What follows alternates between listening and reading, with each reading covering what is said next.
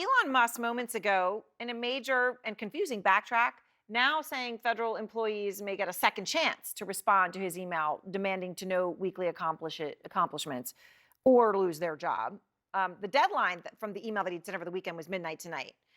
Now Musk is saying, quote, subject to the discretion of the president, they will be given another chance. Failure to respond a second time will result in termination. This is very confusing because, many of the agencies run by Trump's appointees were basically saying, don't reply to the email. And this new kind of, okay, you get a second chance and then you're fired, came just a few hours after President Trump had warned that anyone who didn't reply to the first email would be punished. He had praised Musk's ultimatum as a, quote, ingenious idea. If you don't answer, like you're sort of semi-fired or you're fired, I think everyone thought it was a pretty ingenious idea. Katie Drummond is out front, global editorial director at Wired. She and her team, as anyone who watches the show knows, have been breaking so much news on Musk and Doge and what's going on. So now it's even more uncertain because it was, respond or else. And then, Trump's own appointed secretaries were basically like, don't respond. Now Right. Musk saying, we get a second chance or else. Or So- else something. Right. So Right. what is all this? I feel like I have been saying the word chaos on your show a lot for the last month, and it's because it continues to be just this erratic, irrational, baffling chaos playing out across the federal government, and this is just another example. I'm confused. I don't know what will happen to these federal employees if they don't send 5 bullet points of their accomplishments last week to an email address ostensibly controlled by an unelected billionaire. Right. It's chaos. It is absolutely bizarre. I mean, Musk actually then called the email, Katie, a very basic pulse check. Sure. And that was the word there appears to have been carefully chosen. Right. The suggestion is that dead people are on the government payroll and that somehow there's some sort of fraud going on, that you say you're working or else. And then Trump actually brought it up this afternoon, this whole idea. Here's what he said. A lot of people are not answering because they don't even exist. We have to find out where these people are. Who are they? And we said, if you don't respond, we assume you're not around. Where does this idea come from? So this is not the first time in recent weeks that Musk and Trump have brought up the notion of dead people, people who don't exist. Previously it was Musk commenting on 150-year-olds collecting Social Security benefits. So much of this, I believe, is designed to cater to a conspiratorial part of their base, right? It's the online fans, it's the followers who are attracted to this notion that, dead people are collecting millions of dollars in federal funds or in federal salaries. Or voting in Georgia. They're everywhere and they're all dead, and they are taking money from tax-paying Americans who really like to believe in things that aren't true.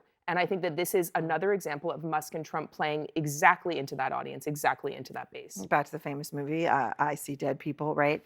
Okay, Musk's moves are causing a lot of backlash. I mean, the TVs at the Department of Housing and Urban Development, HUD. I mean, this was kind of amazing. I don't know what it was, like an AI-generated video. AI-generated video. It was Trump, and he's kissing Musk's feet. The words "Long live the king" are on the screen, and then they had to literally, I guess, manually turn the TV off. They had to unplug all of the TVs. What do you know about this? We don't know who's behind it. We don't know how it came to be that this, to be clear, very stressful to watch video was being played all across the TVs in this department.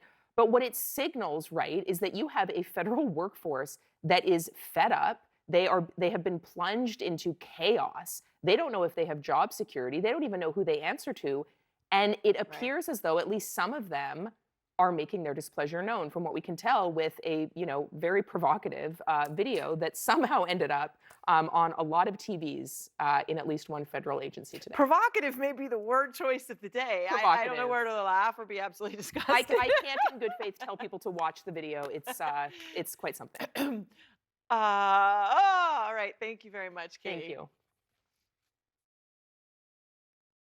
Out front now, Letitia Thompson. She's a clinical social worker at the Veterans Affairs Department.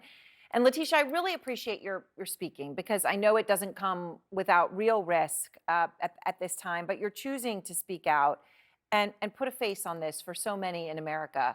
Can I just start with, you were instructed, I know, by your department to reply to that email, which basically said, hey, tell us what you did last week, justify the existence of your job. And we're here up against the deadline for that reply. Have you finished your reply, and what did you say? I have not finished my reply as of yet. However, I plan on just emphasizing the fact that I have, supported my performance standards, and, applied the, the what is expected of me in my job description.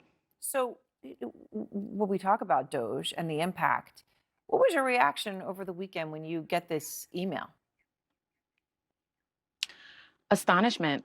I did not expect to be receiving an email, right? On Saturday, I'm not employed. My tour of duty is not at that time. And of course, I did not check my email to know, but, I did find out through my colleagues and through the news circuit that it was there waiting for me on Monday to respond to by the end of today. Once I saw the content of that email, I found it to be very disrespectful and insulting. Um, the American the federal workforce goes to work every single day and provide critical services to working families, veterans, seniors, students every single day. We have to actually complete performance standards about every 6 months. That accounts for our necessary duties in the federal government. So, it was just clear to me that the email was, yet another scare tactic meant to humiliate, dehumanize, demoralize the federal workforce. And in fact, we want to go to work every day. We, are accountable to the American public and not to a billionaire. So President Trump praised the idea from Elon Musk, right? This idea to send the emails. Here's what he said. What he's doing is saying, are you actually working? And then if you don't answer, like you're sort of semi-fired or you're fired. And now, we did then learn that agencies were saying, well, that's voluntary for you to respond to the actual email itself. But then President Trump also posted a meme which was mocking. It showed a character of SpongeBob SquarePants. And the list of tasks under SpongeBob was, quote, cried about Trump, cried about Elon, made it into the office for once, read some emails, cried about Trump and Elon some more. How do you respond to those, the meme, the statement that's coming from the President of the United States? Yeah, it's really unfortunate and demoralizing to hear that exactly because I know how hard me and my colleagues work every single day to make sure that the America is running. Essentially, we make sure that mail gets processed and delivery, veterans get the care that they need, protect air and water from corporate pollution. Yeah, and as far as the crying noted in the meme, yeah, this is causing a lot of emotional distress. I talk to colleagues every single day that are feeling tormented, terrorized by the incessant attacks by Doge and Elon Musk. So we have seen some government workers, when you're actually out here, Letitia, putting your name on it, your face out there. Some people have started to speak out. There were TVs at the Department of Housing and Urban Development at HUD that shows a fake video of Trump. Obviously, this was fake, but it had been somehow, that someone had been able to mess with the televisions at HUD. And the image was a video of Trump kissing Musk's feet, the words, "Long live the real king," on the screen.